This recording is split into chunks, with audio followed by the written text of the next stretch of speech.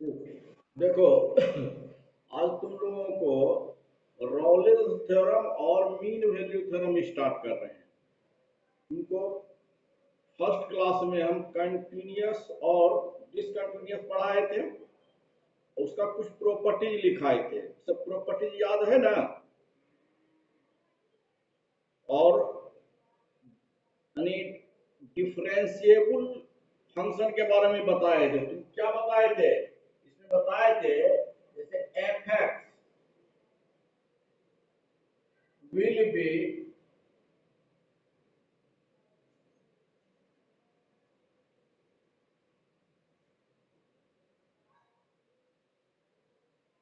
Differentiable at X equal to A. क्या condition बताए थे? Limit H tends to zero. F, हाँ, by F, H और minus F A by minus. ठीक है। अब इसमें देखो तुम बना चुके हो कि जैसे एफ एक्स बराबर अगर मॉड एक्स है, तो मॉड एक्स है, तो ये जो है कभी भी डिफरेंशिएबल नहीं हो किसी भी पॉइंट।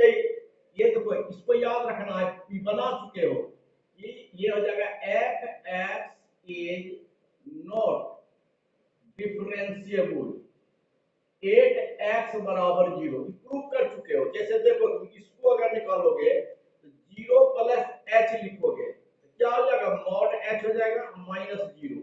यहाँ एच हो गया तो बराबर क्या हो जाएगा?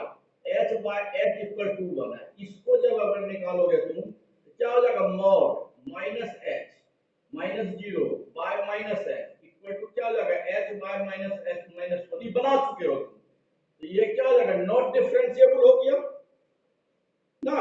तो इसको याद रख लेना है तुमको कि F X equal to modulus function जो है एक्स बराबर जीरो पर डिफरेंशिएबल नहीं होता है। जैसे कि अब देखो कुछ प्रॉपर्टीज लिखा रहेंगे डिफरेंशिएबल और कंटिन्यूअस का जो लिखाए थे हम प्रॉपर्टी, उसमें डिफरेंशिएबल को भी जोड़ रहे हैं।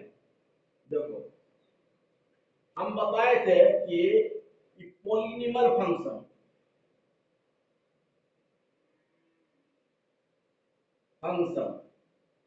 क्या होता है? कंटिन्यूअस होता है एट ईच पॉइंट। याद आ रहा है ना ये सुरभि? ये बताए हैं। हाँ, इसको भी याद कर लेना कि जिस तरह से पॉलिनॉमियल फंक्शन ऑलवेज कंटिन्यूअस होता है, उसी तरह से पॉलिनॉमियल फंक्शन जो है ऑलवेज डिफरेंशिएबल होता है। प्रूफ करने का कोई जरूरत नहीं है। यहाँ पॉलिनॉमियल फंक्शन क्या जगह डिफरेंशिएबल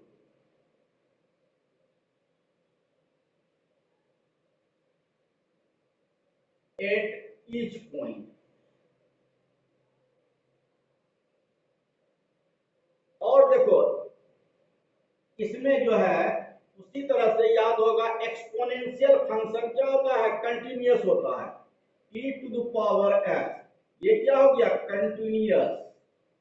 साथ ही साथ जो है डिफरेंशिएबल भी होता है। चेक करने का कोई जरूरत नहीं, इसका जरूरत पड़ेगा उस थ्योरम में, इसलिए बता रहे हैं। प्रॉपर्टी याद रखना चाहिए तुमको। Exponential function is continuous at each point and differentiable at each point।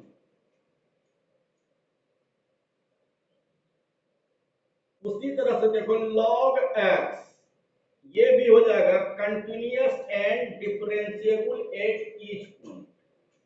उसी तरह से साइन थीटा, ये भी continuous and differentiable at each point. cos theta, ये भी हो जाएगा कंटिन्यूअस, तो जान ही रहे हो तुम, and differentiable at each point. इस प्रकार अगर तुमको कोई भी फंक्शन का कंटिन्यूअस और डिसकंटिन्यूअस जानना हो, इस प्रॉपर्टीज के आधार पर हम डायरेक्ट लिख देंगे कंटिन्यूअस या डिसकंटिन्यूअस। अगर इस ढंग का फंक्शन नहीं रहेगा तब जो है हम इसका जो कंडीशन है कंडीशन पर चेक करेंगे। और एक चीज जान लो, तुमको अभी हम बताए क्या, for differentiable of F X at X equal to A, अभी तुरंत हम लोग लिखे थे limit H tends to zero F A plus H minus F A by H equal to limit H tends to zero F A minus H minus F A by minus H. ये जान रहे हो तुम लोग। एक और condition है, इसको याद कर लेना। इफ एफ डैश एक्स यानी डिफरेंशिएट इतना equal to plus minus infinity आ जाए at X equal to A, then ये हो जाएगा not differentiable. Then F X is not differentiable at X बराबर ए। ये चीज को भी याद कर लो, दोनों प्रोसेस पे तुम डिफरेंशिएबल चेक कर सकते हो। और इसको याद रखना है, ये यूज होगा इसमें। देखो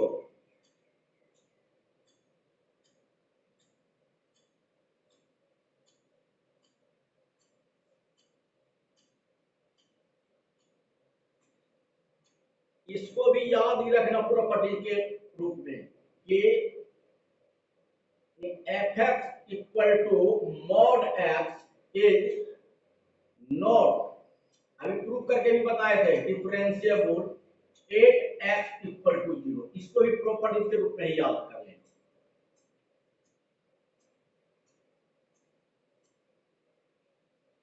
अब देखो तुमको बता रहे हैं, तुमको क्वेश्चन आएगा जैसे एफ एक्स इक्वल टू दे देगा तुमको, एफ एक्स इक्वल टू मान लो कोई भी चीज देगा x square plus 5x plus 6, इस तरह से कोई भी दे देगा। कहेगा क्या इस रियल फंक्शन में रॉलेस थ्योरम एप्लीकेबल होगा या नहीं होगा, यही क्वेश्चन रहेगा। इसका कंडीशन है, देखो क्या, देखो यानी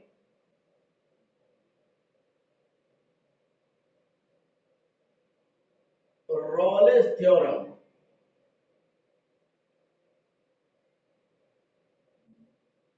is applicable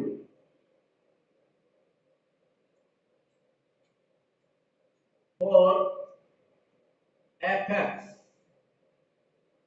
if x belongs to दे देगा तुमको a b, लिमिटेशन दे दिया, ये हो गया लोअर लिमिट, हो गया अपर लिमिट, ए ये हो गया क्या क्लोज इंटरवल हो गया, x का मान a और b के बीच तथा ए बी और बी भी, ए से लेके बी तक रहेगा, तब कहेगा एप्लीकेबल होगा या नहीं होगा। तो इसका तो कोई स्टेटमेंट है, इसको चेक करने के लिए इसमें चार स्टेटमेंट है, चारों चेक करना होगा। देखो for Rolle's theorem is applicable for F X at इतना व्हेन, पहला स्टेटमेंट में है कि fx इज डिफरेंशिएबल होना चाहिए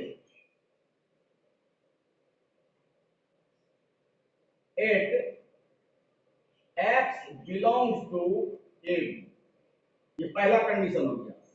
दूसरा कंडीशन होना चाहिए fx इज डिफरेंस, पहले कंटिन्यूअस लिख लीजिए, कंटिन्यूअस एट इतना, fx is differentiable at x belong to, यहां ओपन इंटरवल हो जाएगा ए बी, ए और बी के बीच में होना चाहिए, ए और बी पर नहीं भी होगा तो रॉलेस थ्योरम एप्लीकेबल होगा। तीसरा देखो ये लोअर लिमिट ये अपर लिमिट, यहाँ x का मान a और b रखेंगे तो इक्वल आना चाहिए। कहने का मतलब क्या, F A equal to F B आना चाहिए। तीसरा इसको जब डिफरेंशिएट करेंगे तो एक डिफरेंशिएट करने के बाद उस डिफरेंशिएशन का मान अगर 0 हो जाए तब x का एक मान ऐसा आएगा जो a और b के बीच में होगा। ये हो गया क्या, इस तरह से देखो, चौथा condition f dash c, x बराबर c हो गया इक्वल टू 0, देन देखो, देन c का कम से कम एक मान ऐसा आएगा कि c जो है बिलोंग टू करेगा क्या, या c, ये हाँ, then one of the value, हो सकता है इसी का दो वैल्यू भी आवे, तो कम से कम वन वैल्यू जो है ऐसा हो, यानी then one of the value of C इस प्रकार रहेगा, सी का मान बड़ा होगा क्या, या सी बिलोंग टू हो जाएगा ए, यानी सी का मान ए से बड़ा होना चाहिए और बी से छोटा होना चाहिए। ये तीनों कंडीशन, एक चारों कंडीशन एक साथ सेटिस्फाइड होगा तब जो है रॉले थ्योरम एप्लीकेबल होगा, नहीं तो नहीं होगा। अब जैसे देखो,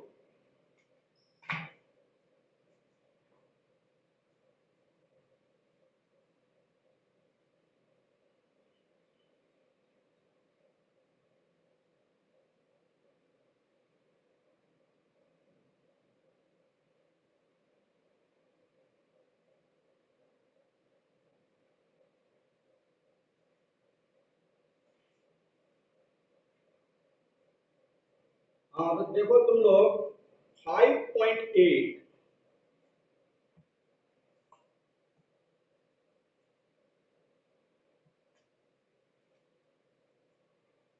याद दिया हुआ है। 5.8 में पहला क्वेश्चन है F X equal to X square plus 2x minus 8, where कहता है x बिलोंग्स टू -4 2, कहता है एफ एक्स इक्वल टू इतना, इस लिमिटेशन में रॉलेस थ्योरम एप्लीकेबल होगा कि नहीं। तो सबसे पहले देखो, पहला ये जो देख रहे हो, तो इसमें क्या चेक पहले दिखाना है, कंटिन्यूअस होना चाहिए। तो तुमको प्रॉपर्टीज अगर पता है तो प्रूफ करने की कोई जरूरत नहीं है, यहाँ सीधा लिख दोगे, यहाँ since F X is a polynomial function,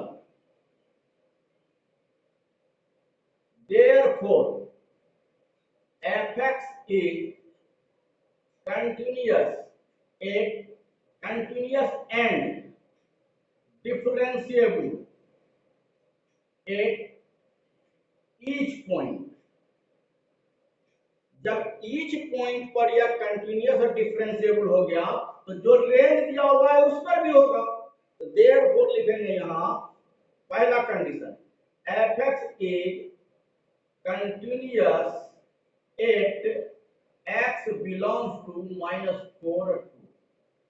दूसरा क्या हो जाएगा, F X is differentiable at X belongs to -4 2। जब ईच पॉइंट पर कंटिन्यूअस डिफरेंशिएबल है तो इस पॉइंट पर जो चेक करना है इस पर भी आएगा, उस और पॉइंट में ये लोग भी काउंट हो जाएगा। तीसरा देखो, तीसरा क्या चेक करना है, ये एफ ए बराबर एफ बी। देखो सिंस एफ ए बराबर है -4 इक्वल टू क्या हो जाएगा, यहाँ -4 का होल स्क्वायर प्लस 2 इंटू -4 -8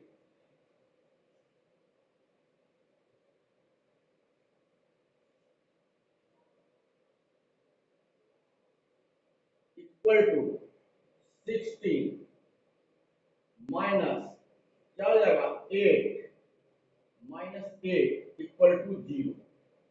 फिर अगेन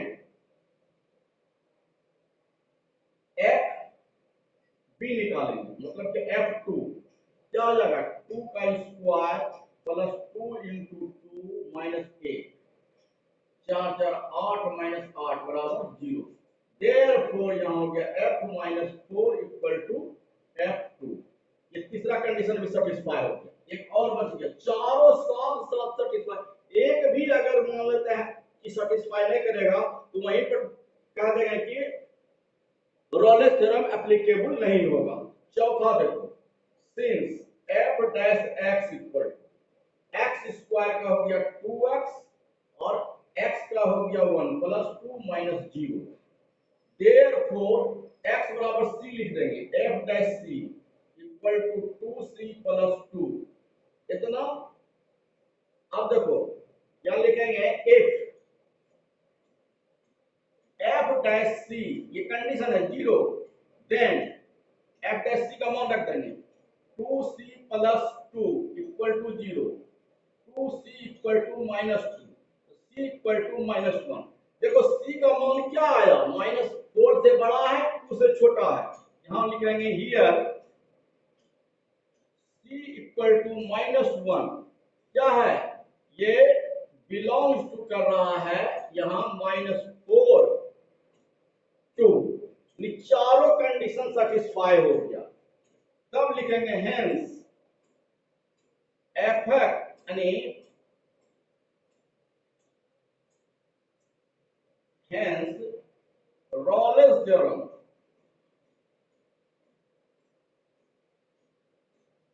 is applicable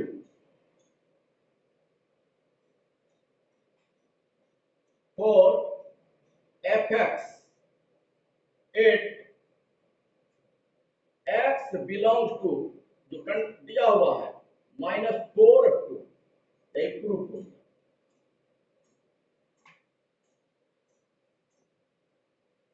क्या समझ में आया,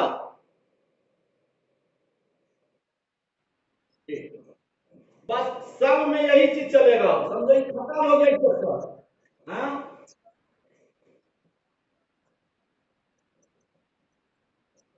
हाँ हाँ, कंडीशन स्टेटमेंट में लिखा है ना, स्टेटमेंट में ही है। चौथा कंडीशन है कि F dash C equal to अगर 0 है तब सी का एक मान ऐसा आएगा कि दोनों लिमिट का बीच में होगा, कम वाला से ज्यादा होगा और ज्यादा वाला से कम है, ये कंडीशन में ही है, दिया हुआ है ये कंडीशन।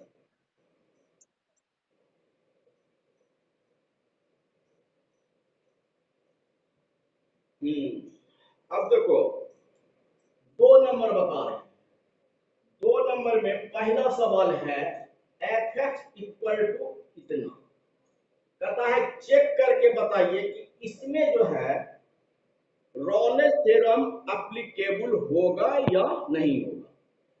तो तुम जान रहे हो, तो प्रॉपर्टी याद है, ये कंटीन्यूअस होगा कि डिसकंटीन्यूअस, बताओ कोई। कभी कंटीन्यूअस नहीं होगा, प्रॉपर्टीज याद नहीं है। ग्रेटेस्ट इंटीजर फंक्शन के बारे में क्या बताया कि ऑलवेज डिसकंटीन्यूअस होता है, ठीक है, याद आ रहा है ना। हाँ, तो इसमें यहां देखो कुछ नहीं करना, सीधा लिखना है since F X equal to ये ग्रेटेस्ट इंटीजर फंक्शन है इतना, इज डिसकंटीन्यूअस, ये इसका लिमिट दिया हुआ है तुमको, at X belongs to 5 9 is discontinuous at all points, therefore fx equal to ना ए, जब ऑल पॉइंट पर डिसकंटिन्यूअस है इस पर भी डिसकंटिन्यूअस होगा, it discontinuous at X belongs to 5 9। हम बताए थे तुमको कि एक भी कंडीशन फेल हो जाएगा तो रोलेस थ्योरम एप्लीकेबल नहीं। अब बाकी तीनों को चेक करने की जरूरत नहीं है, यहीं पर लिख देंगे therefore Rolle's theorem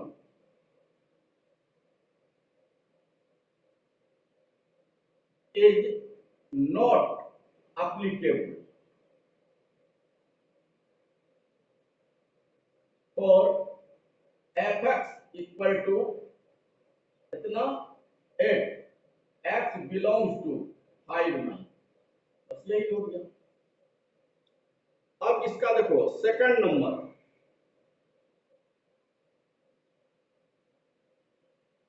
second number भी यही है, एफ एक्स इक्वल टू दिया है इतना और 8 कर दिया है एक्स बिलोंग्स टू -2 2।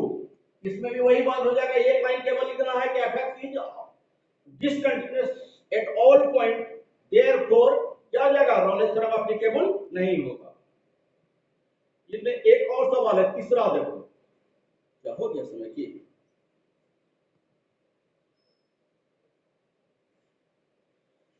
इसी 2 का थर्ड देखो, एफ एक्स इक्वल टू है क्या,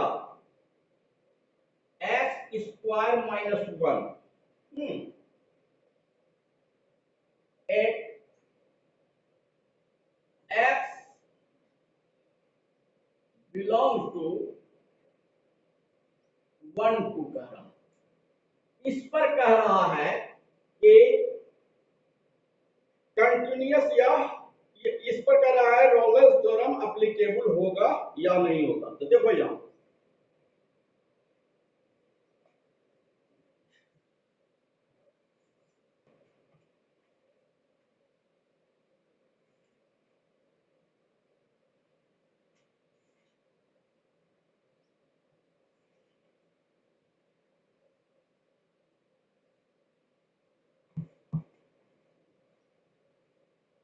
हाँ बताओ तो तुम लोग क्या करें इसमें, पहला स्टेटमेंट लिखेंगे सिंस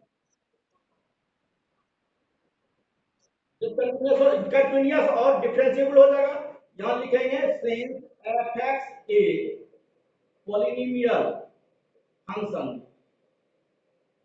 देयरफॉर क्या हो जाएगा, F x A continuous at all point, इसलिए क्या हो जाएगा, एक्स बिलोंग्स टू 1 2 पर भी होगा जिसे लिख चुके थे, उसी तरह से लिखेंगे दूसरा, F X is polynomial function, therefore F X is क्या differentiable at all point, therefore क्या हो जाएगा, एक्स बिलोंग्स टू 1 2 पर भी डिफरेंशिएबल होगा। अब तीसरा देखो, तीसरा में a बराबर 1 है, b बराबर 2, तो f1 निकालो, सिंस f1 बराबर हो जाएगा 1 -1 0, फिर f2 निकालेंगे, क्या आ जाएगा 2 स्क्वायर यानी 4 - 1 बराबर 3, therefore f1 not equal to f2, नहीं बराबर आया, ये भी तो बराबर आना चाहिए, इसका मतलब कि दो कंडीशन तो सेटिस्फाई हो रहा है, तीसरा फेल कर गया, इसलिए क्या हो जाएगा, नॉट रॉलेस थ्योरम एप्लीकेबल हो जाएगा। देयरफॉर यानी Rolle's theorem is not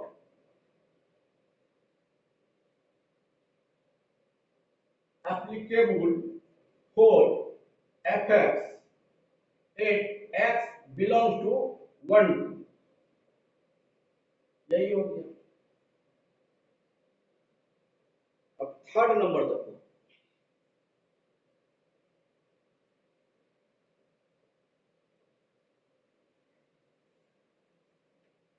third में कहता है कि एफ एक्स इक्वल टू दिया हुआ है कि ये एफ सच दैट -5 करेंगे फॉर रियल वैल्यू, कहता है एक कंटिन्यूअस फंक्शन है, ए कंटिन्यूअस है, कह रहा है, कहता है इफ एफ डैश एक्स किसी भी पॉइंट पर 0 नहीं है तो प्रूव कीजिए, कहता है इफ एफ डैश सी हम लोग 0 किए थे ना रॉलेस थ्योरम प्रूव करने के लिए, कह रहा एफ डैश सी अगर 0 नहीं हो then we have to prove that F -5 not equal to f5, ठीक है। यहां देखो, इसमें से अगर यह नॉट इक्वल टू जीरो है, इसका मतलब क्या, ये यहां मान लेते हैं कि ये limit h tends to zero ले लेते हैं f, और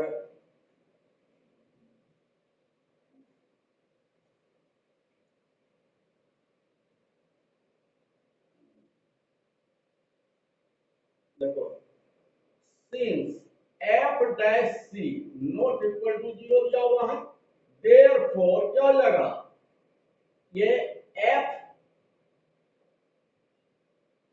a बराबर कितना है -5, b बराबर क्या है 5 है, तो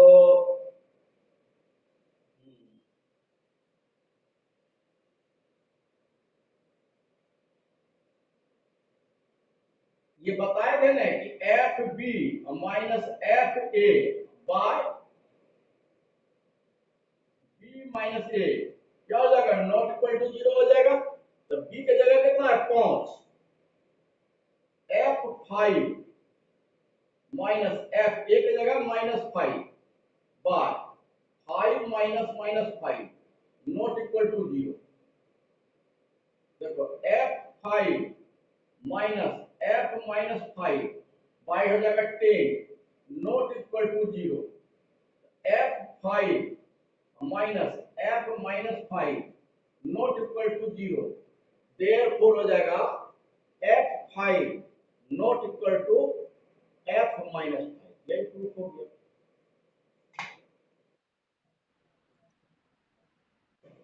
इसमें कह रहा है कि f dash c not equal to zero, समझे ना। तो इसमें जब f dash c not equal to zero है, तब अच्छा तुमको एक और थ्योरम पहले बताते हैं, तब ये तुरंत बन जाएगा। रहने दो, इसको बता रहे हैं। देखो रॉलेस थ्योरम हो गया, अब मीन वैल्यू थ्योरम देखो पहले। अब देखो ये दूसरा बता रहे हैं, मीन वैल्यू थ्योरम। ये क्या है, रॉलेस के जगह क्या है, मीन वैल्यू थ्योरम। इसका पहला स्टेटमेंट सेम रहेगा रॉलेस थ्योरम का। क्या हो गया था पहले, F X is continuous at X belongs to A B, same रहेगा। दूसरा रहेगा F X is differentiable at X belongs to A B. तीसरा रहेगा कि if f dash c equal to F B minus F A by B minus A, then one of the value of x is belongs to A B, यानी x का एक मान ऐसा आएगा a से बड़ा होगा b से छोटा होगा, उसमें f डैश c बराबर जीरो करके निकालते थे x का मान इन दोनों के बीच में। इसमें जो है इस कंडीशन से निकालेंगे, यही एक अंतर है। इसमें तीन ही स्टेटमेंट, ठीक है। तो इसमें देखो इसका मतलब क्या हो गया, f dash c equal to इतना, एक फार्मूला के रूप में इसको याद कर लो। अभी जो बता रहे थे तुमको, क्या दिया था, f सच दैट -5 रियल के लिए हो गया। तब कह रहा है, अभी जो बता रहे थे हम, तब कह रहा है इसमें कि यदि f dash c not equal to zero, कह रहा है if f dash c not equal to zero, हाँ यहां ये हो गया a, ये हो गया b, देन कहता है proof f5 not equal to f-5, इसी फॉर्मूला से निकलेगा। अब देखो तुम, सिंस f डैश c क्या दिया हुआ है, नॉट इक्वल टू जीरो दिया हुआ है, और f डैश c का मान क्या हो गया, यहां F B minus F A by B minus A not equal to zero. B का मान कितना है 5, F 5 minus F minus 5 by 5 minus minus 5 not equal to 0। क्या हो जाएगा यहाँ F 5 minus F minus 5 by 10 not equal to 0। Cross multiplication कर देंगे F 5 minus F minus 5 not equal to 0। F 5 equal to not equal to F minus 5। कोई दिक्कत है अब?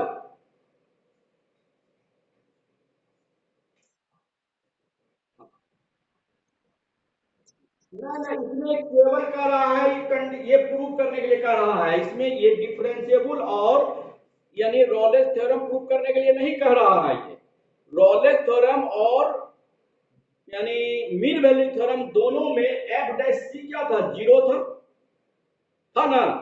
इसमें कह रहा एफ डैश सी 0 नहीं होगा तो F5 माइनस F5 भी बराबर नहीं होगा। इसलिए हमको रॉलेस थ्योरम या मीन वैल्यू थ्योरम प्रूव करने के लिए नहीं करता है, तो केवल हमको ऐसे नहीं करना,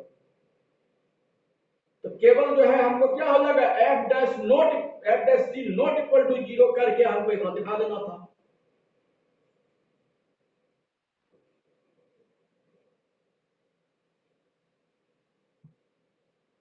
हाँ अब देखो 4 नंबर देखो,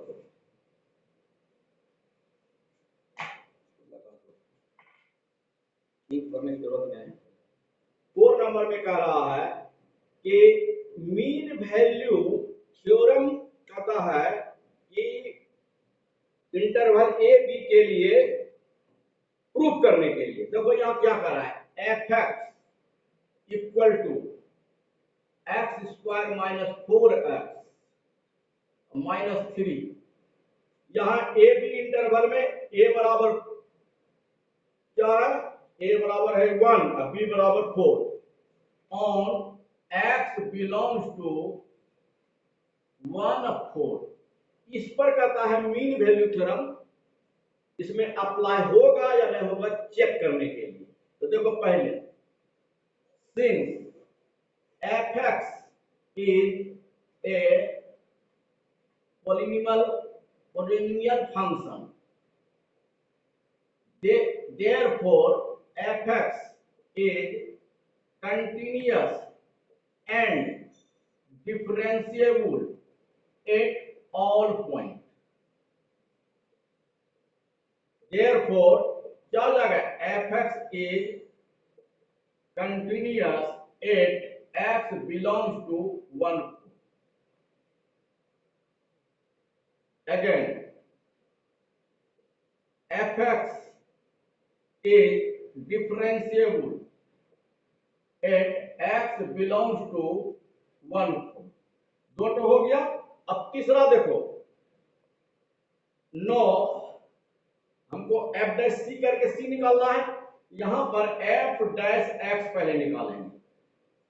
क्या हो जाएगा 2x माइनस 4 कितना हो जाएगा।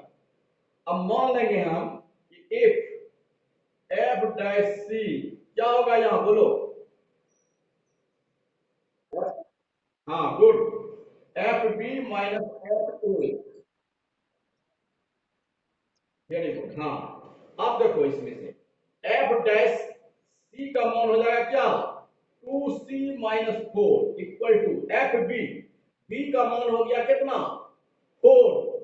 यहां क्या आ जाएगा 4 स्क्वायर माइनस 4 इंटू 4 माइनस 3 फिर माइनस एफ ए बराबर है 1, 1 square minus 4 into 1 1 minus 3 by 4 minus 1।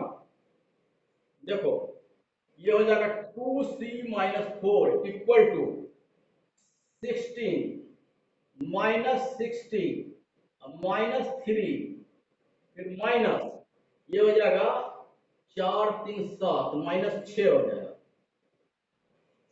इतना बाय 3 फिर 2c माइनस 4 इक्वल टू ये दोनों कैंसिल हो गया minus 3 plus 6 by 3 2c minus 4 equal to 3/3 cancel हो गया, तो 2c इक्वल टू 4, तो c इक्वल टू हो जाएगा 2। देखो 2 का मान 1 से बड़ा 4 से छोटा है ना, तो यहाँ क्या हो जाएगा, that is c equal to 2 belong to, क्या हो जाएगा, हाँ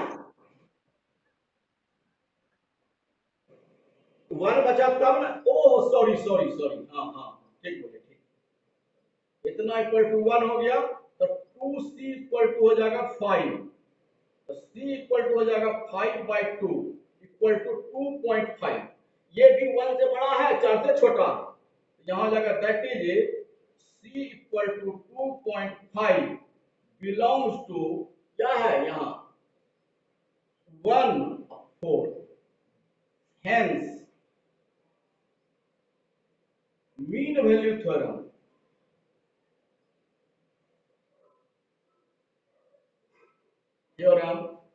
is applicable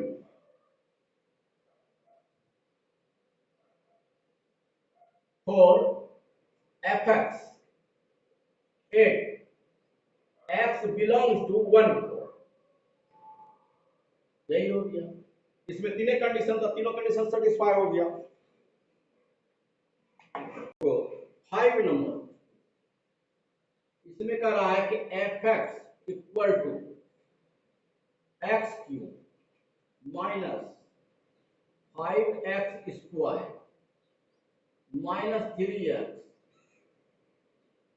on x belongs to a बराबर 1 b बराबर 3 1 3। इस पर कह रहा है कि मीन वैल्यू थ्योरम को प्रूव करने के लिए सबसे देखो, सबसे पहले क्या लिखेंगे, since fx is polynomial therefore fx is continuous and differentiable at all point, therefore यहाँ लिख रहे हैं that is fx is continuous at, जब all point पर continuous है इस पर भी होगा, belong to 1 3,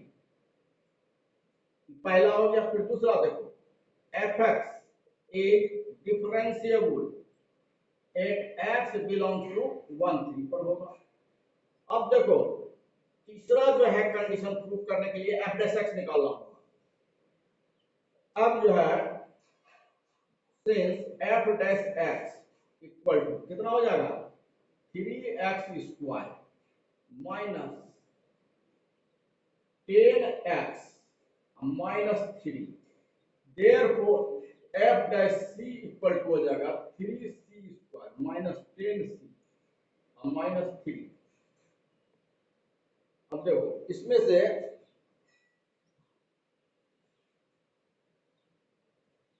यार आ गया, देखो इफ मान लेते हैं f dash c mid value theorem के लिए हो जाएगा fb minus fa by b minus a, यहाँ हो जाएगा f डैश c का मान हो जाएगा 3c square minus 10c minus 3 equal to fb, b बराबर कितना है 3, 3 या 9 के 27 हो जाएगा, माइनस फिर हो जाएगा 3 या 9 45 माइनस 3 या 9, और सॉरी सॉरी नहीं ठीक ठीक है ना, एफ बी बी का मान 3 रखेंगे ना, 3 या 9 के 27 हो जाएगा, 3 या 9 45 फिर 3 या 9,